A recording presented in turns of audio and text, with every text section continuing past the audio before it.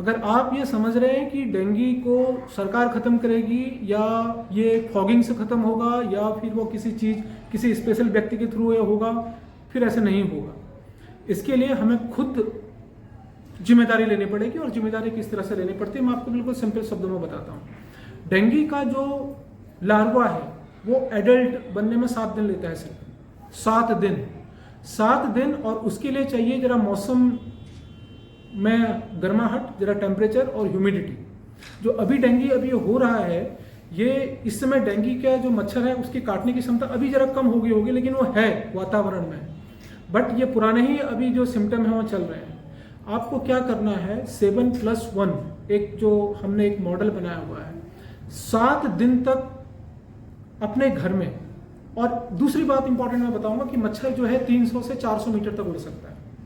आपकी जो बस्ती है, आपका जो घर है, उसमें आपको 3-4 चीजें करनी है। सबसे पहले 1 घंटा डेली अपना फ्रिज के पीछे का जो पॉट होता है जिसमें पानी इकट्ठा होता है कंप्रेसर के पीछे, उसको चेक कीजिएगा जितने लोग यहाँ पर बैठे हुए हैं। सबसे पहली चीज। दूसरा, अपने घर में जो गमले हैं, जो आपने मनी प्लांट लगाया होगा, उसका पानी जो है उसको चेंज करना है डेली। क्योंकि ये 1 चम्मच पानी अगर रखा होगा कहीं पर ऐसे मौसम में, 1 चम्मच पानी में भी लार्वा 1 हफ्ते के अंदर 100 से 200 300 मच्छर पैदा हो सकते हैं उससे। ठीक है, 300 मच्छर पैदा हो सकते हैं। 300 मीटर की दूरी पे पूरी कम्युनिटी में सब लोग इकट्ठा होकर 7 दिन तक आप 1 घंटा अगर देते हैं सब सफाई करने में, केवल पानी को करने में, ये प्रमाणित मॉडल है।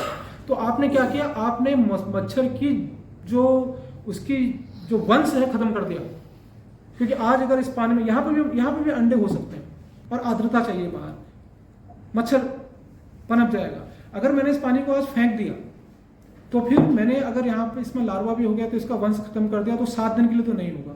दूसरे दिन फिर आपने कहीं पे इकट्ठा होगा पानी, वो किया, फिर 7 दिन का खत्म कर लिया। तो 1 हफ्ते में 1 घंटा अगर आप दें, उसके बाद खत्म, कुछ नहीं करना। उसके बाद हफ्ते में 1 दिन, मोस्टली संडे को। क्यों? क्योंकि लाइफ साइकिल 7 दिन की है। आपने क्या किया, 7 दिन में वंश खत्म कर दिया। उसके बाद म्यूनिसिपालिटी को बोलना है, सर यहाँ पे बैठे हुए हैं, कि हफ्ते में केवल 2 दिन फॉगिंग, रोज फॉगिंग से कोई मतलब नहीं। क्यों? ये 2 खत्म हुए। तीसरी बात, अगर किसी व्यक्ति को किसी मच्छर ने काटा है तो वो व्यक्ति से के शरीर में डेंगू का वायरस चला गया। अब उस व्यक्ति से डेंगू का जो ट्रांसमिशन होता है किसी दूसरे व्यक्ति को, इसमें भी 7 दिन लगते हैं। तो इस 7 दिनों में अगर किसी व्यक्ति को आपको लगता है कि बुखार आ रहा है, आजकल बहुत वायरल फीवर भी है, बुखार भी बहुत जाता है, तो उससे आप ये कहिएगा कि आप भाई जरा सा 2 दिन का रेस्ट कर लो, सिर्फ पैरासीटामोल खाओ। कोई भी बुखार आ रहा है, चाहे वो वायरल हो, इस टाइम पे आप मानिए कि वो डेंगू भी हो सकता है, और डेंगू क्या है, वो भी वायरस है। उससे कहिए रेस्ट दो, घर में आराम करे, कहीं पर नौकरी करता है तो छुट्टी ले ले, और पैरासीटामोल खाए और पानी खूब पिए।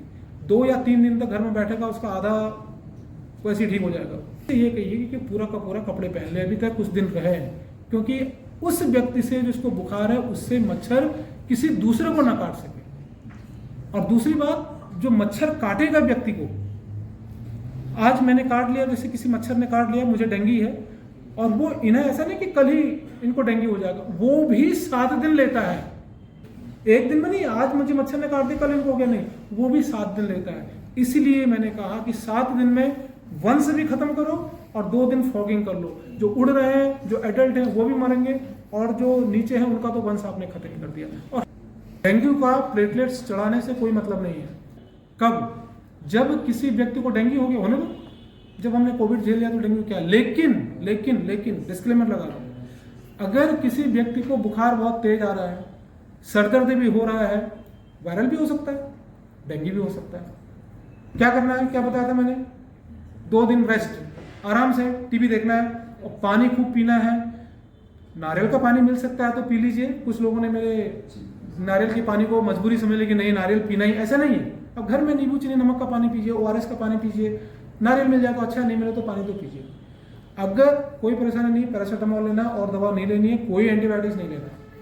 अगर आपके शरीर में कहीं पर ब्लीडिंग हो रही है, कहीं पर लाल लाल चकत्ते हो रहे हैं, नाक से ब्लीडिंग हो रही है, मेंस्ट्रुअल ब्लीडिंग बहुत ज्यादा हो गई है, उल्टी आ रही है बहुत बार बार, पेट में बहुत ज़्यादा दर्द हो रहा है, कहीं से भी शरीर से ब्लीडिंग हो रही है, तब जाके हमें चेक कराना है अपना सीबीसी, तब जाके प्लेटलेट्स के बारे में ध्यान रखना है, तब प्लेटलेट्स चढ़ाना बहुत ज़रूरी हो सकता है। घर में बैठिए आराम से, देखिए ब्लीडिंग तो नहीं हो रही है कहीं पे, कुछ नहीं, 50,000 कोई बात नहीं, दूसरे दिन चेक कराया 40,000 कोई बात नहीं, तीसरे दिन चेक कराया 30,000 कोई बात नहीं, चौथे दिन चेक कराया 20,000 कोई बात नहीं।